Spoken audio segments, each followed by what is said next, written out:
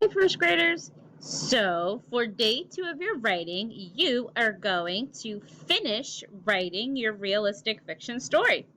And if you remembered yesterday, I typed up my beginning and my middle. And today I worked on my ending. And so now I want to read you my whole story.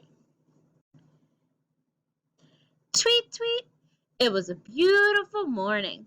The birds were chirping outside. Marie thought it was a perfect day to go hiking.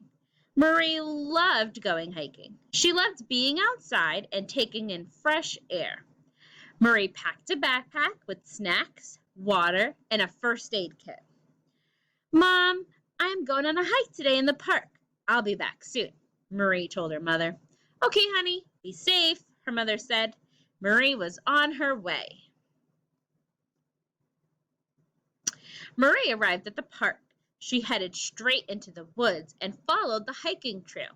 She saw a lot of bugs, flowers, plants, and even some animals. She stopped for a water break and noticed that there were a lot of birds around her. She put her water bottle away and continued her hike.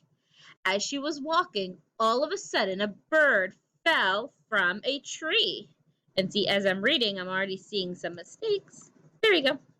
All of a sudden, a bird fell from a tree. Oh no, cried Marie. She bent over to see if the bird was okay. She realized it was a baby bird, and it chirped, and it chirped, and it chirped. Marie was trying to figure out what to do. She then thought of an idea. She ran to the park headquarters and asked the park ranger to help. She showed him the way. The park ranger made sure the baby bird wasn't hurt.